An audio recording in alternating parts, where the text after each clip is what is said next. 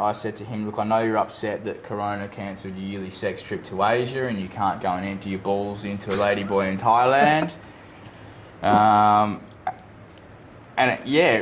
Upset him particularly. And anyway, this guy chased me out of the venue, threatened me with all sorts of defamation.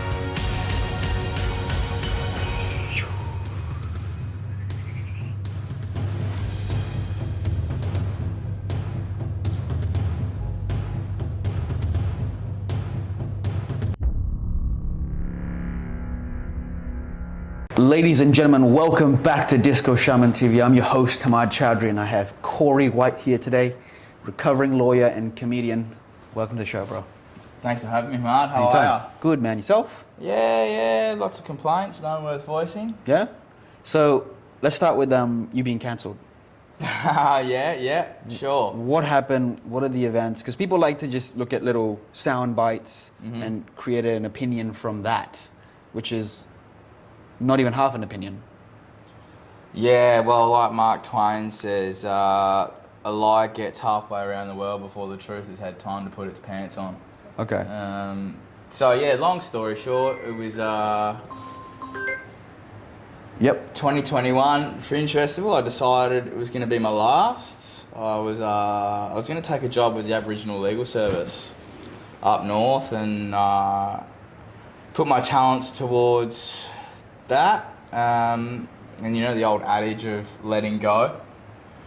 I wrote the best jokes of my life, and I set that festival ablaze, and you know I was getting 5-star reviews, selling out shows. I got asked to do an extra run of shows at this venue called the Rechabite. Okay. And anyway, it was the last week of the festival. Was the late night underground comedy show, and there was a small group of girls who'd taken issue with one of my jokes which they didn't understand, and anyway they were persistently heckling me, and I was patient and polite, and I just got to a point where I lost my temper, and it's like 5 gigs a night, you've had a few beers, and I made a comment which they didn't like, and unbeknownst to me, there was a journalist, I'll use that word loosely, from the West Australian in the front row, which is the worst newspaper in the country. And then he heckled me, and I said something particularly savage to him. What'd you say? He told me to punch up, and I said, well, have you seen how short I am? Everyone's up to me, and I've been making jokes about, So you wanted to go? Like you wanted to... No, he's talking about, punch up as a metaphor, like people who have got more power than you, make fun of them rather than people who've got less power than you, which is what I've always done. Yeah. And anyway, I said to him, look, I know you're upset that Corona cancelled your yearly sex trip to Asia and you can't go and empty your balls into a ladyboy in Thailand. Upset him particularly.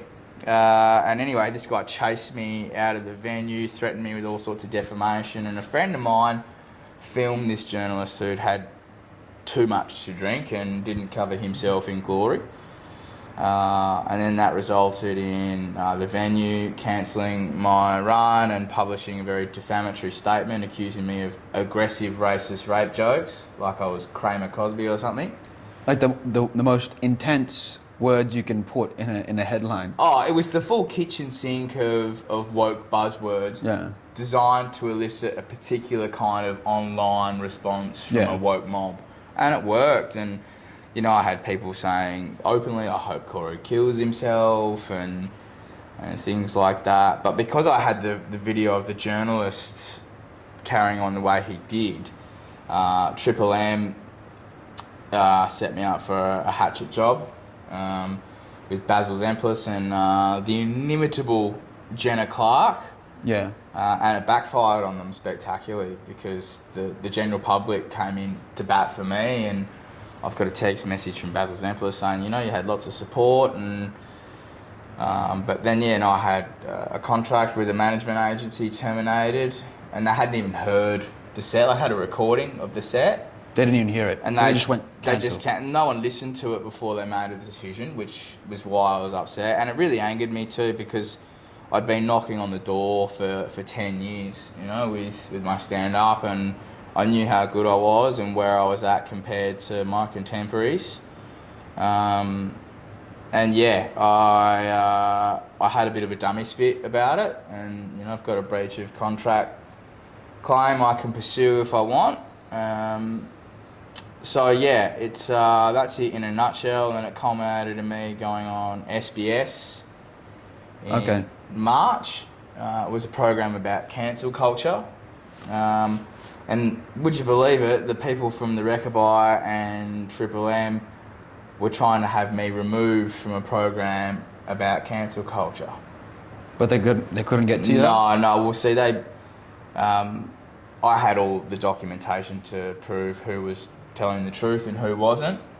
And so I was on, and yeah, I did that show, and you know, I made the best arguments. I had told the best jokes, and I undoubtedly had the best hair. Straight up. But it was funny because I wanted to go to Sydney for the filming, but you needed to have the vaccine. And I wasn't going to have the vaccine to go film for Sydney. And I asked my doctor, I was like, you know, can I have a 2-week exemption? And she said, you have to understand that my hands are tied, Corey. And I said, okay. I was like, well, can I have some Valium then? She said, yeah, no worries. And fuck off, you said that? yeah, and she gave me the Valium. And you're like, I want to leave with something. You know, Right. I ain't going empty-handed. keep me safe. And so that was that. And yeah, this year, I mean, obviously you and I, we weren't allowed into venues for, how long did that last? I think from February till the end of May. Yeah. Maybe beginning of May. So yeah, mate, it's just been a wild ride the last 18 months of my life, and it feels a little bit surreal at times, you know, to have been a hero to a villain so quickly. But, you know, I stand by what I stood for and still do, and it's a lonely place to have moral courage sometimes, you know. I think the last 2 years has taught us anything. It's most people don't have it. Yeah. And it's been revelatory to see, and it's been nice to shed friends who you thought were friends but weren't, and clear some dead wood from your life. Yeah, good point. So yeah, it's been exciting. It's been very taxing on my soul, you know.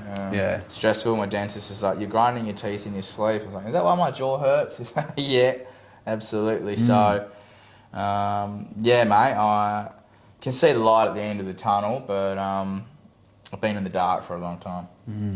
I feel you, man. I think that's something, you know, we both can share, that during this whole period, a lot came up. It was tough.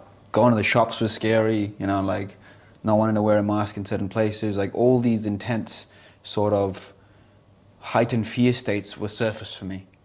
Yeah. And then there just comes a point where you're like, fuck it.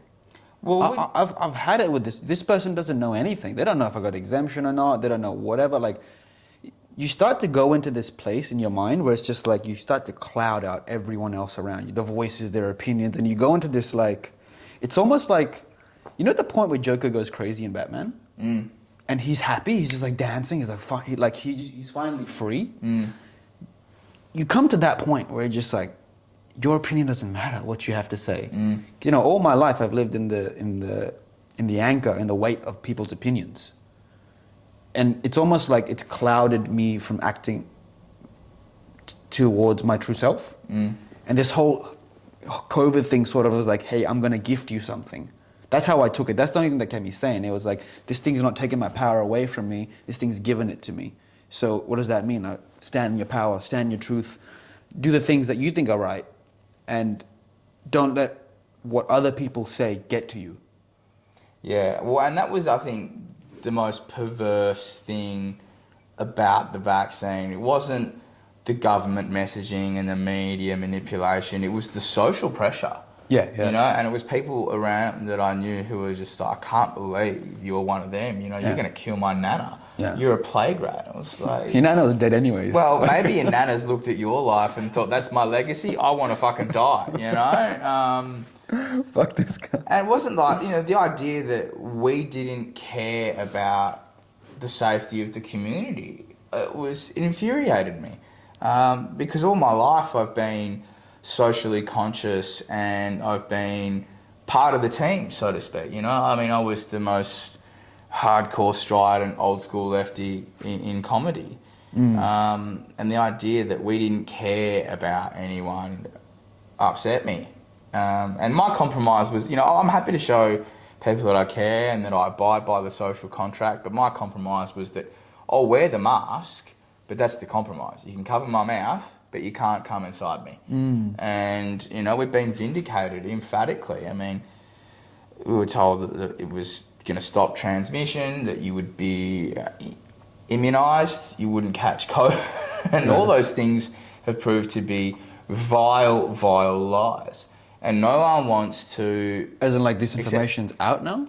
Yeah. Well, I mean, you look at the amount of people who've had the vaccine and have caught COVID more than once. Yeah. And I caught COVID. And yeah, I was crook for a couple of days, but I haven't had it since.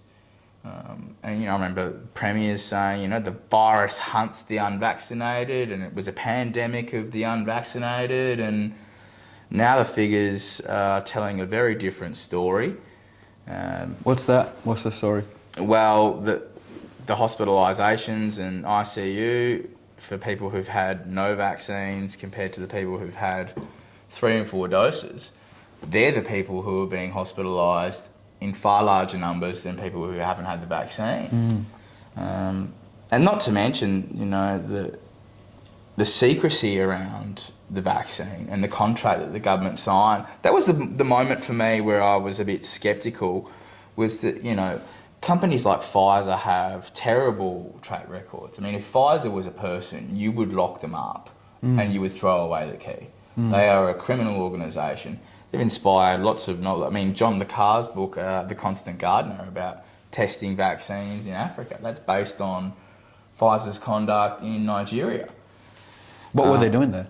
They were testing a meningitis treatment, and they were getting consent forms in English from people who couldn't read and write. True. Oh, still getting to sign that. I mean, and these people were not told it was experimental, and, you know, there was some severe adverse effects to that. And we know this because of the WikiLeaks disclosures. It was part of the embassy cables. And the hallmark of all impropriety is secrecy. And when the parts of the contract got leaked that the government signed with Pfizer, and let's not forget, this was the most criminal federal government in Australian history, doing business with one of the most criminal corporations in the world, signing a secret contract, and we raised questions about it, and it's like, you're a conspiracy theorist. I go, no, that's come from the ABC, a trusted news source. And we still don't know how much it cost, but we now know that the government bought 255 million doses in a nation of 26 million people. That's crazy. Who's doing the fucking maths? I mean, I'm no mathematician, but even I know that's... you've bought a surplus of stock. That's Indonesia's population. Yeah. 250 million plus. Yeah. That's wild. Yeah. So see, these people are essentially banking money. Oh, well, and we know from some of the other contracts that Pfizer signed with countries around the world, in Cuba, if the Cuban government didn't come up with the rest of the money, they were forfeiting sovereign assets. So you might lose your electricity generation, you might lose a port, you might lose a military base.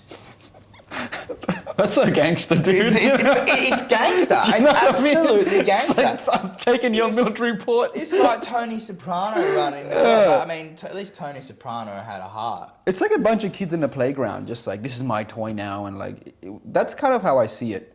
I see that the next war isn't going to be done really by weapons. The real weapons are going to be society pressure, guilt, shame, and it'll be an internal war. as in they will engineer humans against each other because they know, or when I say they, Them. yeah, I don't even know what to say with them anymore. But they use your own emotions against you. Like I noticed during this whole mask phase, a lot of people don't want to wear it. No. They did, like, if they see you without one, they feel comfortable and they take it off. And I realized what they were going through is they think I'm judging them because they're projecting their guilt and shame that they're not being a good citizen by protecting the people by wearing a mask. And they're projecting it onto me that I'm looking at them in a negative way, but realistically I'm not. I'm just doing me. So then when you give them that comfortability of you taking it down, after a while you see them in the next style, they've got it down too. And it's almost just like the new war will be a war of emotions. They're going to turn, it's going to be, if society doesn't get a grip on their internal state, on their emotional state, they're going to be victims. Yeah, well, I don't think there's anything new about that. I mean, totalitarianism has worked the same way for 100 years, and it's designed to make you feel like you're alone, that no one else thinks like you, and that you're the crazy one. It's gaslighting on a mass scale. So yeah, look, I didn't go everywhere without a mask, but some places I did, and I had a smile. And it's hard to be nasty to someone who is radiating kindness and smiling. Some people were nasty to you. I mean, people come out of their way to say, put a mask on, where's your mask? And say, the same place the Premier's brain is, under a wheel. So yeah, no, look, it was quite an insane time to be alive, and I don't think it has a precedent in certainly the last 200 years. Oh no, perhaps not. I think the conscription referendums of the First World War were probably the only thing comparable to the vaccine mandates and the madness of the last 2 years. All right, that brings us on to question number 1. What do you think the psychology of cancel culture is? If you were to get to the root of why someone wants to cancel someone else, or why an organization wants to cancel somebody else, what's the root of it? I think it's complex, but to simplify it, I would say that people feel so powerless in the modern day with unaccountable governments and companies and this sense of impunity. And I think it's the only way people can really feel like they've got any power and to I guess, broadcast their morality. And I think it feeds some people's sense of self to be on the right side of a perceived social issue. So yeah, I think it's complex, but ultimately I think it boils down to the fact that people are so disenfranchised with real power in politics that they take it out on a social and cultural level because it's the only way they can feel like they've got any power left. True. That's pretty demonic. It's demonic, yeah, 100%. And a lot of these people who are all aboard the cancel culture train, they've got narcissistic personality disorders. They're very damaged people themselves. And I have an enormous amount of empathy for them, even though I probably shouldn't. But that's probably one of my flaws in life, is that I have too much empathy. But I think rather than blaming, I think it's important to understand the phenomenon. But cancel culture is as old as the hills. I mean, there's been lots of people who've been the subject of woke mobs being cancelled. I mean, go back to Jesus. He was ultimately cancelled. There was Groucho Marx wasn't allowed into the United States. Bill Hicks went through it with Letterman. There's been all sorts of examples of it in the past. But ultimately, I think, good comedians and good journalists, you get the most heat when you're right on target. And having said that too, I mean, comedy is a difficult thing to do, and you're on your feet. It's live in the moment, and it's like, you know, driving Formula One. They crash all the time. It's a, you know, high octane, high intensity art form, and people aren't always going to get it right. And if you want good comedians, if you want good artists, they need to be able to give them the space to get it wrong, because ultimately that's how you learn. Yeah. You learn from mistakes. What's the solution? What's the solution to cancel culture? I think the solution mushroom mandates. Everyone's got to have a double dose of psilocybin, and you're not a fully formed human until you have. That's me being facetious. I don't know what the solution is, but at the end of the day... People get schizophrenia and shit. Everyone's like dying on the street. Well, people have got schizophrenia now, Yeah, and they're not doing magic mushrooms, so it can't get much worse. Yeah. But I mean, I don't have the solution, but I think part of the solution needs to be that the venues or other people within the industry need to take a stand and find some backbone and saying, if you don't like it, don't come. If you don't like nudity, don't go to the strip club. And there's lots of things that offend me, but I don't exert enormous amounts of energy trying to ruin their life about. And you like know, what? Like, is there an example that things offend you? what offends me is that the fact that, you know, the next 10 generations of wealth in this state are being stolen from us by the mining industry. And the corruption that pervades this country, that offends me on a deep, deep level. And, you know, the way that the Indigenous people have been treated by the mining industry, which owns the government in this state and this country, I find that deeply offensive. Do you feel like that's a reflection of how you feel inside yourself? Like, as in your authenticity? Yeah, your and land, from a young yourself age, has been taken. My mum was a very bleeding heart, lefty, so to speak, and I can remember how much time she spent with us as young kids telling us, you know, if you ever hear these words, you never use them, and, you know, if you see that happening to someone, you stick up for them. And that's shaped my life, and, you know, certainly with my education and some of the things I've dealt with in the law, it's really shaped my worldview. So yeah, and offence is entirely subjective. So, you know, some people are offended by jokes, and those people are fucking idiots. Go out and see the real world. That's what's really offensive. This is the richest country in the world, and look at the homeless problem we have. Things that generally offend me, especially in comedy, I always take it back into myself, and I'm like, what part of me was it poking?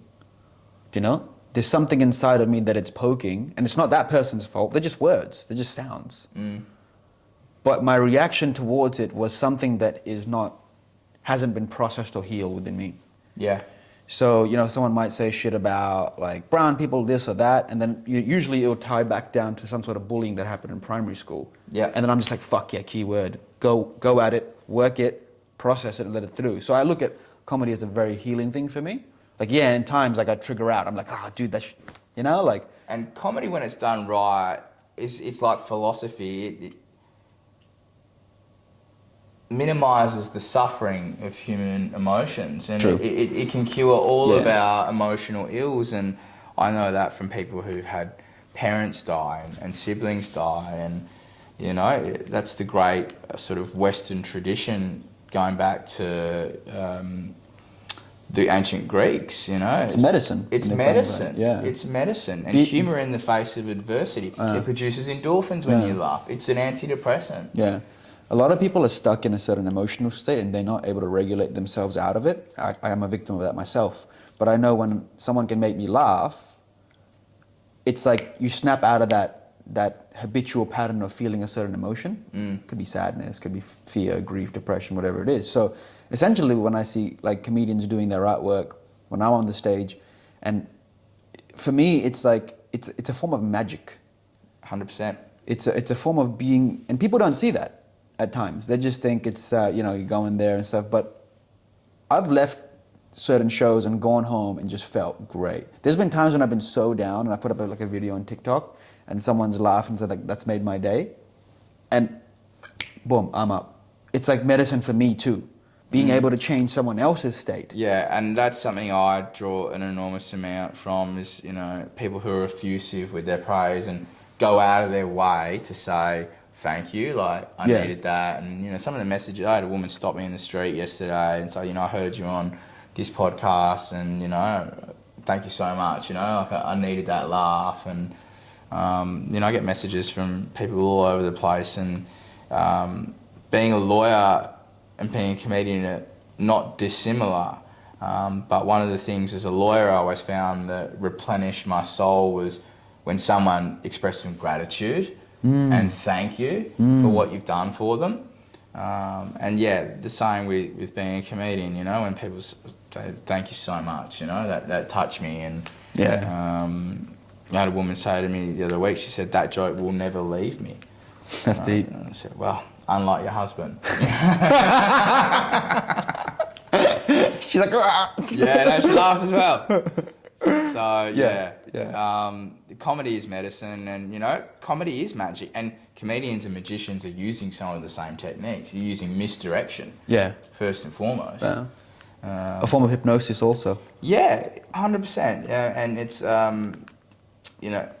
crowd psychology is a really interesting phenomenon. Yeah. People in groups are much easier to manipulate than people one-on-one. Yeah, yeah. Crowd mentality, generally what happens is, I've seen this in mob mentalities. I saw this, I was in Indonesia, and this guy was driving his car and he crashed into a bunch of motorcycles. And in Indonesia, there's this huge divide between motorcycles and vehicles. It's what it is. It's a wealth divide. People with the cars are wealthy, and the motorcycles are generally poor. So what happens when there's an accident? All the motorcycle people stand up for each other, and bro, it was savage because I was on a motorcycle just going to get Macca's, and I just see this crowd of people like in front of this car, and they're just picking up pot plants and throwing it in the fucking windscreen and shit, and throwing bricks in and losing their mind, right? And I went over there and I tried to stop them, and I was like, bro, you don't know who this guy's dad is. He's a minister. They're like, we don't give a fuck. I don't care. They just wanted to end his life, man. They're punching the guy and he's like bleeding and everything. And I felt so like powerless. I was like, dude, what do I do? Like, do I go in? Like, I don't, you know what I mean? And in that point, I just realized consequences diminish. So if someone comes out with a knife and stabs someone, in the back of his head, he thinks that because there's so many people over here, he won't be able to get caught for that action. So his idea of consequences and his savageness completely shift. So his savageness goes up, his consequences go down, and he acts in a way which normally he wouldn't act alone. And just like that can be positive also. But it just showed me a certain face of crowds and how they can act in certain areas. And yeah, man, it was freaking wild after that. Yeah, no, crowd mentality is frightening. And like I said, but there's two sides to that, right? This is the Tao, the yin and the yang, the light and the dark, whatever you want to call it. I saw another play today, yin and yang. Really? Yeah. It's probably a white girl. But no, it was a Asian. Asian? No, I didn't look. Well, we've got to be careful when we use the word Asian because there's lots of different types of Asian, Yeah. As whiteys, we say it as a monolith, Asia. But, Asia's a very diverse place. Yeah. And one thing I love about having lots of Asian friends is knowing that it's not just my culture that is very racist. Yeah, I find examples of racism everywhere. It's just banter though, like for me at times. Like when I look, like, because I grew up in Indonesia, Southeast Asia. Oh wait, Southeast Asia is Pakistan. So my background's Pakistani. I was born in Indonesia, grew up there, and then I lived most of my life in Australia. And I noticed in all these cultures, everyone has their own form of like cheeky racism jokes. Like towards white people, towards the Asians, towards the brown people. And it's just like, it's just banter. Like they're just having... Maaf, saya orang bule. Yeah, like that. Oh, nggak bisa pedas, bro. You bang chong. So you speak? Oh, very little, very little. Yeah? I mean, whenever I've been to a country, I try and learn please, thank you, Yeah. just some basic Hello. words. And quite often you find that when you go to those countries, they don't want to hear you bastardize their own language. They want to improve their English speaking with you. Yeah. But when I was on uni exchange in Scandinavia, I just remember feeling so dumb that I only spoke one language. You know, and it's not something that we really need to in Australia because everyone speaks the same language, but in Europe it's kind of a necessity. Yeah. But yeah, I think another language helps you see the world through a different lens in a way. Okay. I always find it interesting because I ask people this question, like my family members. I'm like, what language do you think in? And usually they say, oh, we think in Urdu, which is my native tongue. I think in English. What do you dream in? English. But it's funny because certain parts of my personality, when they want to express themselves, I go into my full Punjabi background, my roots. And that's usually what it's like, nah, fuck this shit, I ain't having it. I'm just gonna go kill it. Like just, not actually go kill it, stab it and stuff, but like, you know, like in life. That's when I turn into my old school roots of like just Pakistani. And that's when, it's just usually swear words though too. It's like, I'm just swearing to myself in my native tongue. But yeah, people, like for example, you see people on the side of the road who are born in another country and they come here, they think in their language, translate it into English real quick and then reply in English.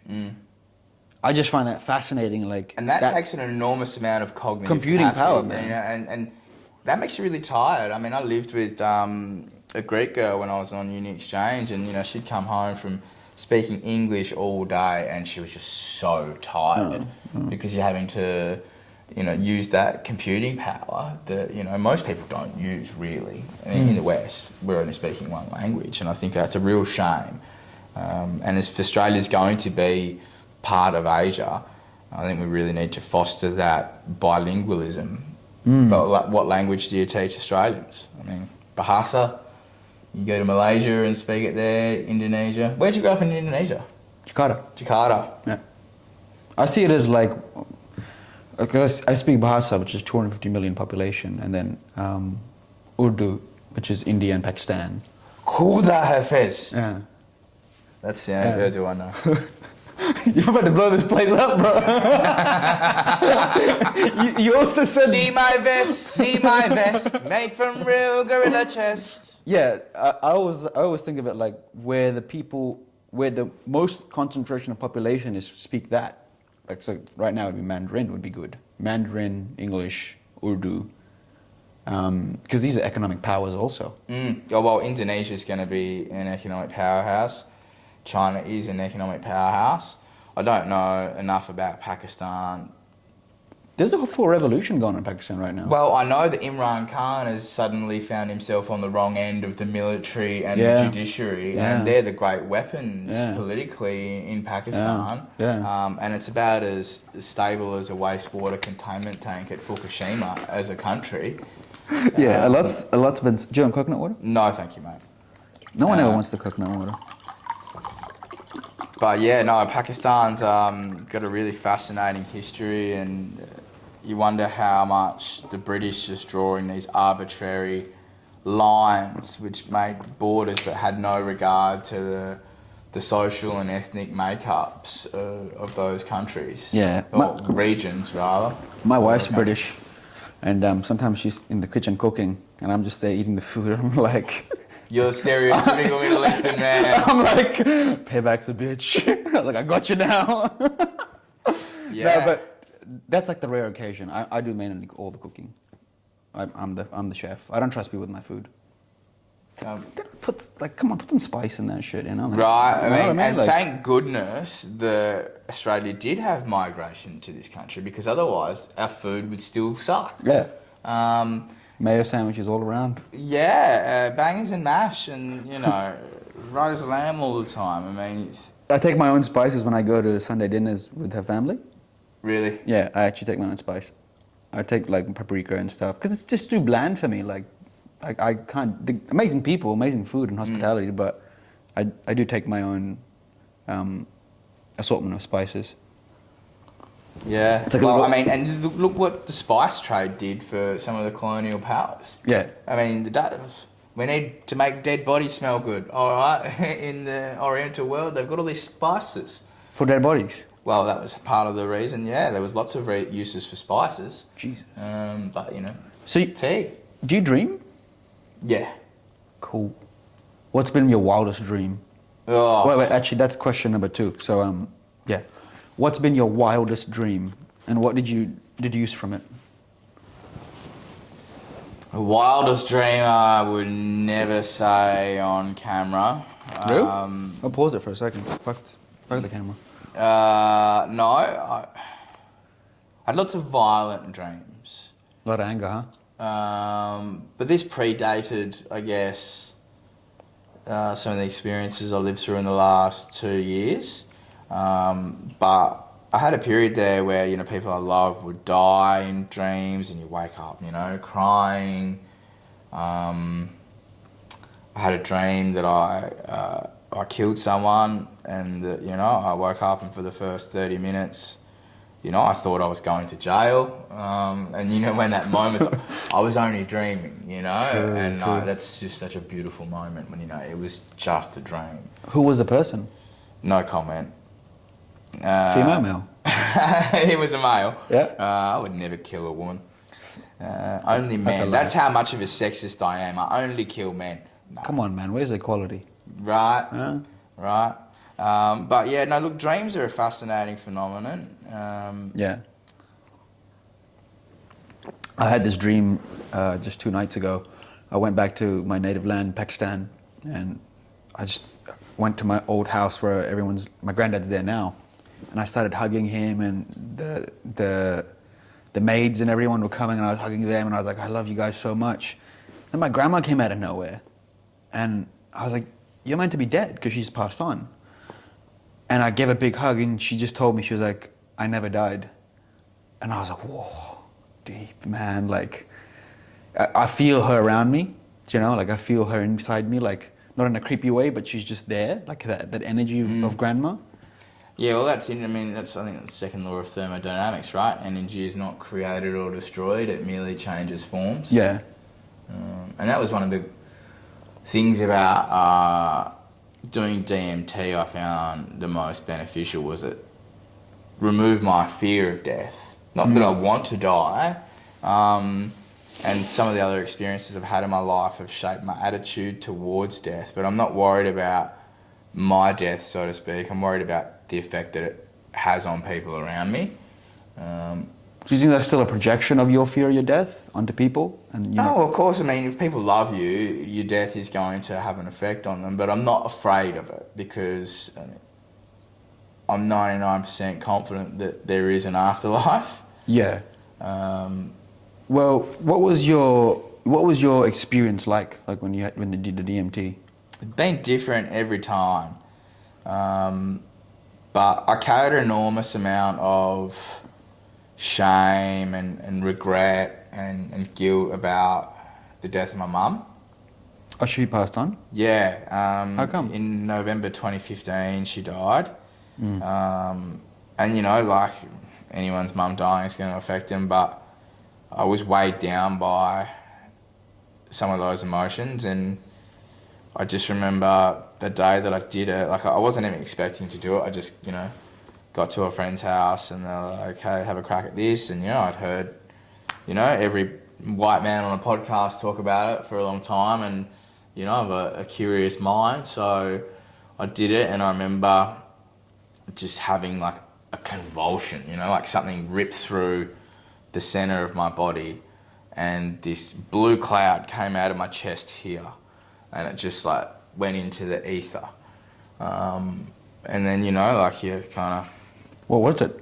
What was the cloud? I think that was my guilt and regret, I think. But I just remember like afterwards feeling like the weight of the world had come off my shoulders. Oh, nice. And someone else I know whose life had been touched by that has had a similar experience and said that, you know, I felt like the universe had forgiven me for something. And that's a really powerful thing. And I think forgiveness is very powerful. And it's something I don't think we do enough of in the West for an allegedly Christian society. Forgiveness is not something that we're good at, and neither am I. I mean, forgiveness is hard. And, you know, obviously it's hard to forgive others, but one thing I've learned in life, the hardest person to forgive is yourself. Yeah, man. Couldn't have said it better. And that's really the art, man. I remember I was running. I went for a run around Fremantle. I needed to go to the toilet, and there's a church there, so I respectfully entered the church, and I go inside, and I use the bathroom. Finished on the way out, and apparently they had some sermon going on. So I went in, and I was like, you know what? I'll pay my respects. I'll sit down. I'll watch it and shit. So I went and sat down, and the priest comes from the back. Matter of fact, this building was marvelous. Like the way that they set it up, the architecture, the seats, like the whole stage, the podium, the organ. Like it's an artwork building inside. So anyways, I'm sitting down there, and the priest comes from the back, full on robe, and he's wearing a hole in the cross. And he starts walking with like two other people holding his robe behind him. And he goes up to the front, and he starts to address all the Christians over there. And then they start to sing a song where it's like, Father, please forgive me for my sins. And it was all about forgiveness and sins and shit. And I was just sitting there, starting to feel guilty. I was like, fuck, man, like, yeah, forgive me. I was like, bro, I just fucking got here, bro. I didn't do shit. You know what I mean? Like, what am I asking for apology for? And I just realized, like, that whole the whole religious approach towards forgiveness is like you've done something wrong, like you're born in sin. If you feel anger towards someone, it's a sin. If you feel sexual feelings towards someone, it's like everything you fucking do is a sin. It's like, no wonder so many people... The human condition is a sin. It's a sin. It's like, it's almost keeping in a low frequency state of mind, which isn't transcending higher state of consciousness because you're just stuck in guilt and shame. Like it doesn't allow you to come into your heart because the heart just sees everything as experience without judgment.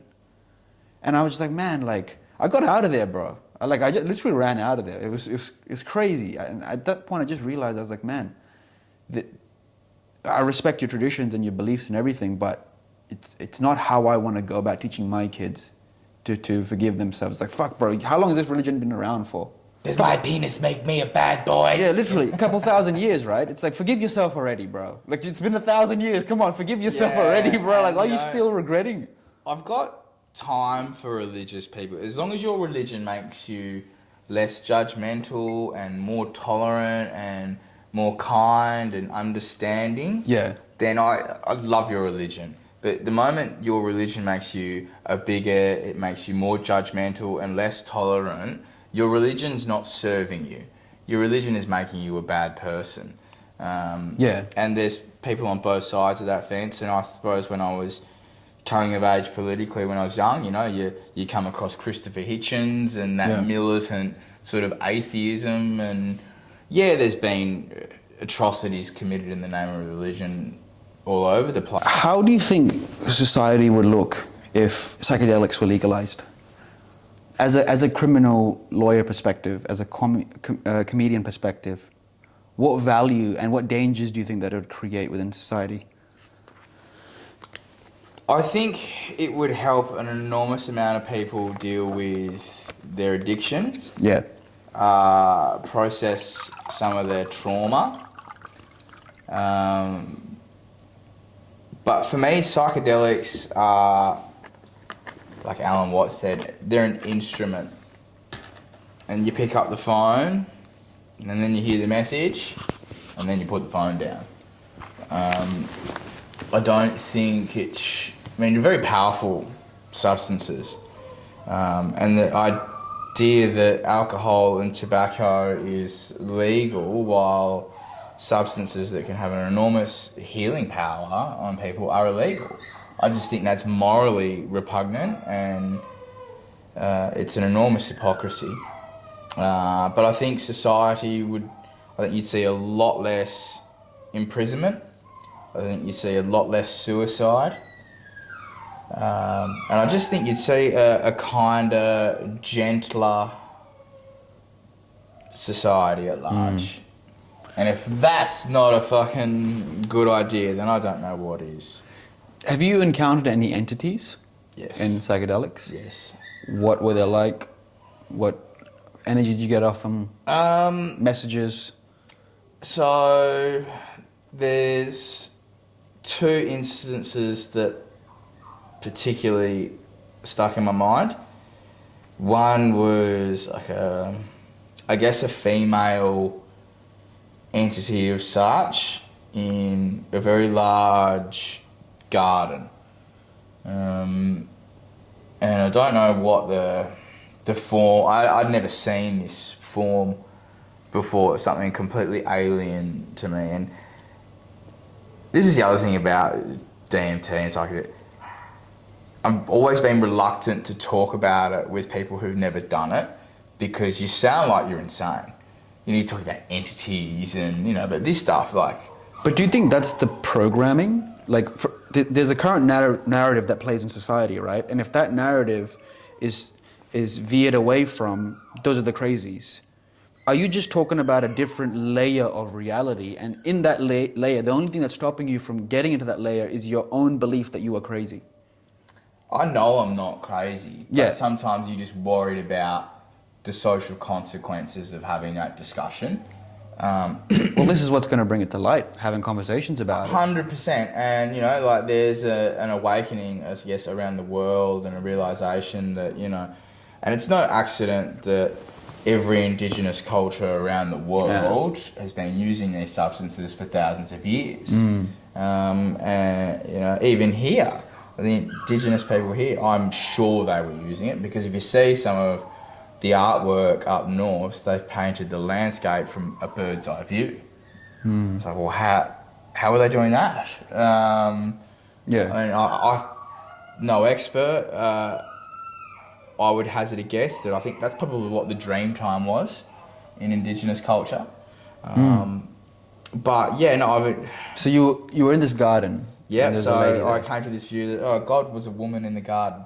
It had a very female energy about it. And the other one that was really, I guess, formative for me was... What, did she say something to you, or like was it just there? I was just there, and it was just like a... What did you feel? Comfort. She didn't speak. Didn't speak, and none of the entity, I guess, or thing have said anything to me. They've given me a message without having to say it. So the second time, and this was the last time that I did it, it was a guy who kind of looked like a skinny Santa Claus in a purple and white robe. Yeah. And he was flicking through pages of an empty book, and he pointed to the page, and I knew that's what I have to do in my life. I have to write. So that's what I've been doing. Like Alan Watts said, I picked up the phone and I got the message and I put the phone down, and I've been doing that ever since. And but that's taxing, man. Like, to be honest with your art, which is what I think is the highest duty of all art, is to be honest.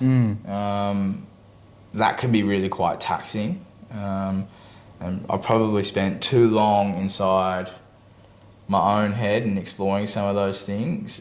So you need to have a break at times. But yeah, no, they were the two, I guess, entities, for want of a better word. Is it weird for you though, like when you're sitting in like a very, like with the whole law practice, it's like very matrixy, very logical mind, A, B, and then there's this other part of you, the more spiritual side. I'd like to say it's spiritual side, which, is fundamentally accessing another layer of reality with intelligences in there. And you're seeing this other side. Like, how do you merge those two worlds? Oh, look, I don't think I can merge those two worlds. I mean, I haven't been practicing since the end of January in 2021.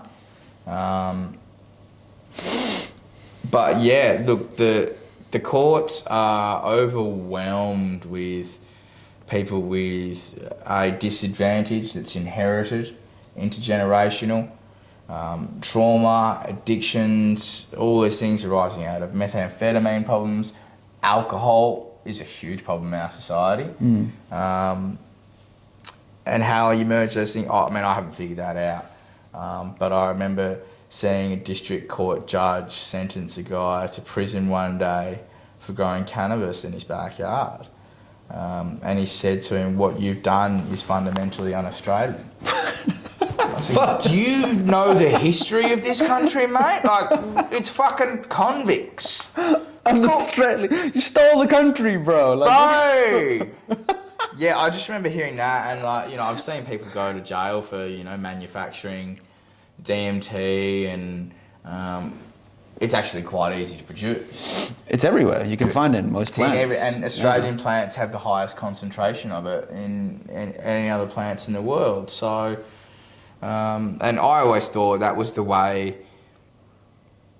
to shift the consciousness of the Chinese. Like, if we have any... Just put DMT in their cereal? Well, the British gave them the Opium Wars, and they got an entire generation, particularly fighting age males, addicted to heroin, so they could pay for highly sought after Chinese goods with heroin instead of silver.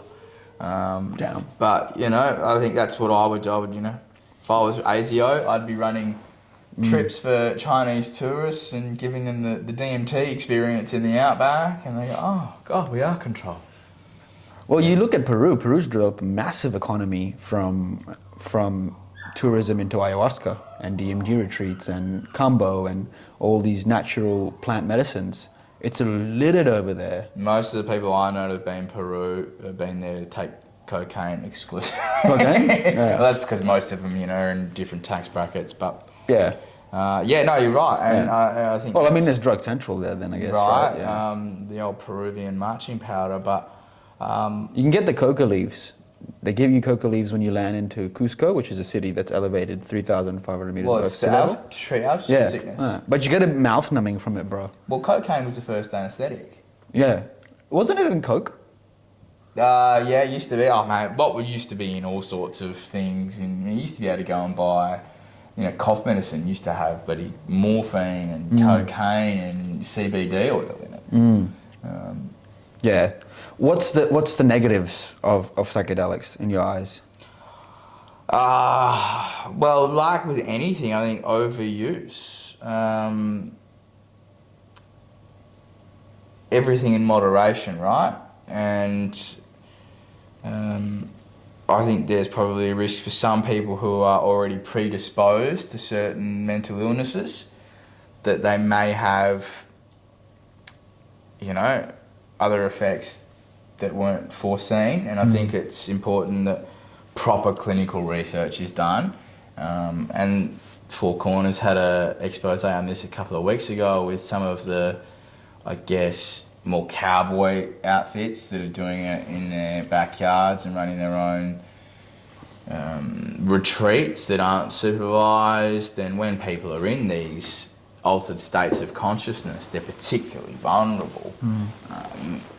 So I think it needs to be regulated, so there's not these cowboys and sex predators out there who put people into altered states of consciousness and then... That's a very common one. Manipulate them, because you've got an enormous power over someone when you've got them. When you show someone, when you open the doors of perception, to borrow Aldous Huxley's phrase, and you show them that... You're the gatekeeper. You're the gatekeeper. And, I think people are particularly vulnerable in some of those states. So, I think that's a risk. But, if we allow alcohol and the carnage that wreaks on our societies to be legalised. And remember when gyms were closed and bottle shops remained open because they were an essential service?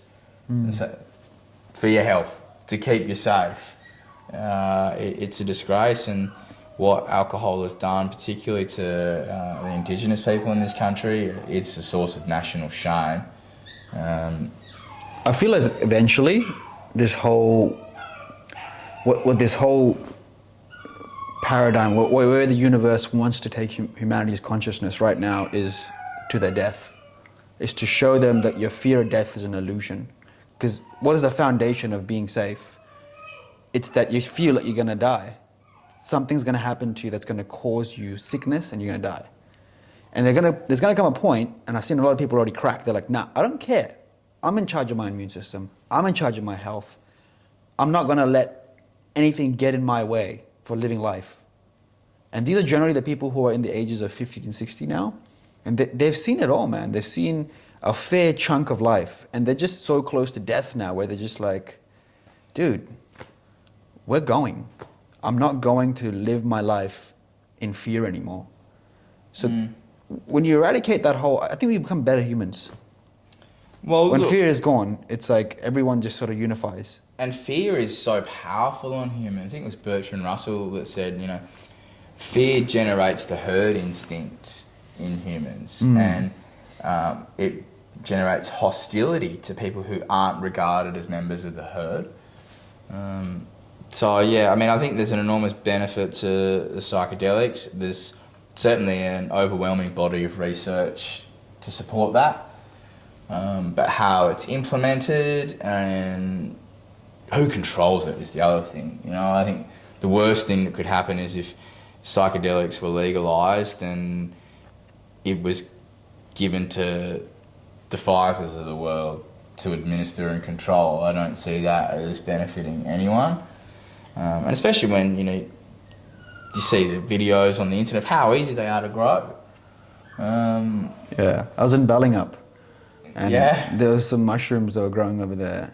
Jay's Road? Yeah, that's it. And the hilly one, it's got like the valleys and shit. Yeah, and I was like, man, it's crazy. These are just a natural substance right now on the ground. But the second I picked that up and put it in a bag or in my pocket, it's a criminal offense. Is that correct? Yep. That's weird, bro. You're in possession. But I mean, is it the mushroom down south, from what I understand, is not native to Western Australia. It came over in the bellies of cows from the East Coast. That's a mushroom that's native to the East Coast of Australia, which doesn't naturally occur here. True. But I would never advise anyone to go eat anything they picked out of the bush. I mean, that's really dangerous stuff. And mushrooms, they're incredible things, and I've only ever done them, overseas, where, it's legal, so to speak. But I'll never forget the first time I did mushrooms. It was an incredible experience. What happened? The hallucinations were just, it was incredible. It was like in the most complex, intricate, vivid colours. Some of the experiences I've had on psychedelic, it kind of defies articulation. The ability to explain in a coherent and accurate way what you saw, what you felt. I'm not sure there's a lexicon that is available to really capture what that is. Yeah, it's a different language I think you need to develop to explain it. 100%. But the first time I did DMT, I didn't know if I was going to die, shit, or come all at the same time. That sounds like a good feeling. It is. You know when you got a big dump, it's like, I knew that, it was just the drug, and, that it wouldn't last long, and, just let go. I think when people are fighting it, that's when you get yourself into a bad place. But when you let go, you're in resistance. I mean, I had a number of experiences where I thought I died and came back to life, and I've seen my body from up here looking down. And that sounds insane to say. Nothing sounds insane on these chairs. But that's what happened. And I know smart and intelligent people who have been absolutely blown away by the power of that substance. So, but I don't think they're for recreational use in any way. I think, they have to be respected, those sorts of substances. And I've not done ayahuasca and, but I mean, look, Francis Crick, the guy who discovered the structure of DNA, He was on LSD. Yeah. I mean, look how far modern medicine's come because a guy in America took acid in the 50s Yeah. and discovered the double helix. Double helix, yeah. It's very interesting because the shamans of the Peruvian Amazon, when I used to sit with them and listen to their stories about how they do the healing work, this is what they, quote on word to word, told me. They shrink their consciousness to a DNA level. They go into your DNA and they shift all the codes in there. So what they do for healing work is mainly they do chanting. And the chanting is called ikarus. They believe these ikarus are taught to them by the plants. There's specific plants. There's a hierarchy of plants in the jungle. There's master plants and there's lower level plants. Master plants are plants with a higher level of consciousness, they say. That high level of consciousness contains within it knowledge about healing, knowledge about the universe, and that can be derived from. So when you diet a specific plant, you connect your DNA to that plant's DNA, and you download the information from it. And in there comes music, sound to heal you. And I've been a witness to this, sitting there and listening to the ikarus while they're chanting them. And bro, it's crazy. I didn't know how powerful sound can be. It's almost like their words are penetrating inside your skin and like going in there and getting all the blockages and just clearing them. And they believe what they're actually doing is they're rewiring your whole energetical system. And through this action, they have the ability to go into different parts of your body through their consciousness. So again, coming back into the DNA, they go in there, they rewire it, they change it, activate certain codes, close off certain gene expressions, activate certain gene expressions, which then regulates bodily healing, discharge of mucus passed through vomiting and purging, which is attached to certain thoughts and trauma in childhood, and same with pooping. I tried to not to poop. It was fucked, bro. The dunny was like in the middle of the Amazon. It was like a 5-minute walk and stuff, and bro, it's just like a hole in the ground. That's what was crazy. It's like what I felt is that you could negotiate with the entity, ayahuasca. Is that it's an intelligence that you could communicate to, and there was points where I really badly needed to shit, and I was just like, dude, please, just don't, I can't do this, and I can't vomit anymore, it's too much on my body. Then it's like, all right, just yawn. And these yawns, it was like, man, it just felt like a baby. It was releasing so much tension from my body, which is like, and I'd feel my chest crack, my body is like opening up, just letting go of all this tension that I'm holding on to, because that's what yawning pretty much is. You're going into a relaxed state. When you're going into a relaxed state, you're letting go. You're letting go of all the things that are keeping you locked into this beta brainwave, this go, go, go, go, go, go, go, go, go, this fight and flight. But yeah, interesting. It comes back to Francis Crick, how he discovered the double helix on acid, right? And yeah, it's fucking wild, man. Well, most of the discoveries of modern medicine have been by accident. I mean, Albert Hoffman discovering LSD, he discovered that by accident when he spilled some on himself.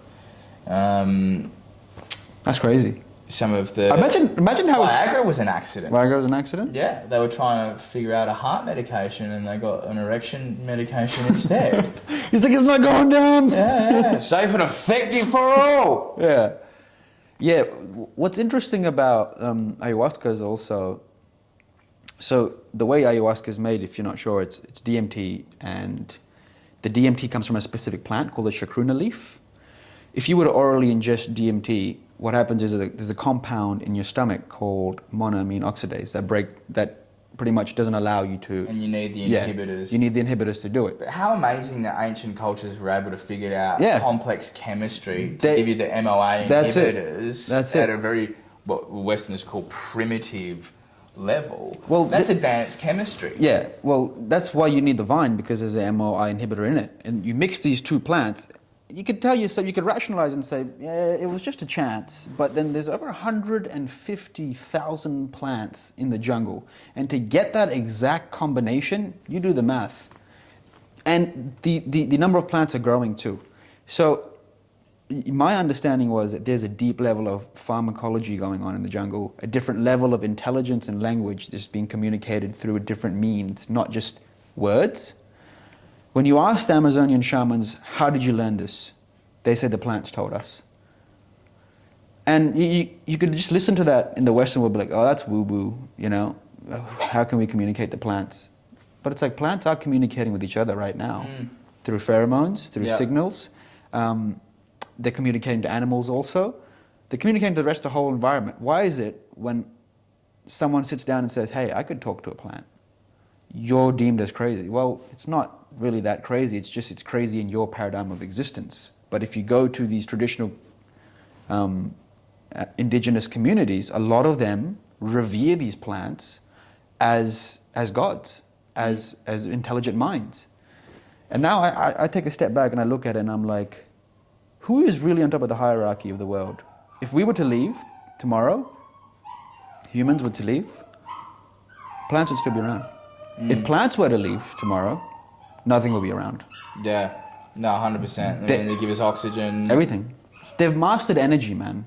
They have the ability to transfer energy from the sun into, to transduce energy from the sun. Photosynthesis. Yeah. We can't do it. We've got fucking plants and coal and all of this shit. Like, you know, we're doing it in a way that's not to a level as efficient as they are. So I like to sit back and be like, can I learn from you? Can I talk to you? Come into my office. Just like, it's a fascinating concept, and you know, for Westerners who've, I guess, never been exposed to any of that other world alternative culture, yeah, it sounds completely batshit insane. And when I first heard about it, I had the same view, you know, because I guess you come from it, you're conditioned into a certain way of rigid thinking. And yeah, it's quite an exciting field of development, I think, for medicines, and I think it's important that it's not sabotaged, and that, I mean, humanity needs these things. For where we're at with what our societies are beset by, enormous rates of depression, addiction, suicides, and if there's a way to combat that that's really effective, why not learn it? Why not learn it, and why not research it? Because we know this epidemic of SSRIs and antidepressants isn't helping anyone except the pharmaceutical industry. And you know, I've been on antidepressants myself and been down that tree, and fucking never again will I take antidepressants. Ever. You couldn't pay me to take antidepressants for what it did to me physiologically and psychologically. And you know, when I've had... That's very valid too, because that's personal experience. Like, you've experienced this thing. 100%. And you know, but having said that, the last time I did mushrooms, I didn't enjoy myself at all. Same. I just cried uncontrollably for hours. Yeah. And it was the first time I'd ever had... Good release though? Did you feel good after? Oh look, crying's cathartic, and it's something I do a lot, because crying and laughter come from the same emotional centre. They're the two sides of the same coin. And I spend so long in the laughter zone that I think you're a human, you can feel. Like, well... I'm jealous of that. I get tears when it comes out. Walpole that said, for those who think life is tragedy and for those who feel life is comedy, and you know, I've got both of those things, and I think and I feel deeply, and you know, for so long in my life, like particularly in my 20s, I was able to put on a brave face and really conceal my sadness. Yeah. But I don't know, something's happened to me in the last few years where I just, like, I wear my heart on my sleeve now. And, you know, like, people can look at me and go, you know exactly what state he's in, you know? And I kind of miss being able to hide it. But I also, you know, I don't... It's tiring hiding it. Yeah, and, you know, like, I guess my currency is my authenticity and my integrity. And, you know, I'm not perfect. I've got flaws, and everyone does. But I think, you know, to be honest about them and to own them and to try and improve on them, that's just part of growing up. And we live in a world where everyone is so disingenuous and fake and trying to be something that they're not. And it's so refreshing to see someone who's authentic. One of my favourite rappers, low-key, is he's got a line. It's like Who is it? Low-key. He's an Iraqi British guy, and he says, you know, I'm an Iraqi amongst the Brits, and I'm a Brit amongst the Iraqis, and you know, he speaks fluent Arabic, and he's one of the greatest poets of our generation, I think. Yeah. But he said it's always controversial what my pen has written. I'm not commercial. That's why I've risen from the mental prison or something like that. Deep. But yeah, it's spot on, and you know, people who've got strings attached, they're never being fully honest because they're worried about losing something, you know, and I've got nothing, so that's why I could, like the old line in Fight Club, innit? Saying, after you've lost everything, that you're free to do anything. Maybe you find yourself. Well, you know, yeah, maybe you do find yourself, or maybe you just find the courage to be yourself. Yeah, that's a big one. That's a big one. I got one last question for 4 questions.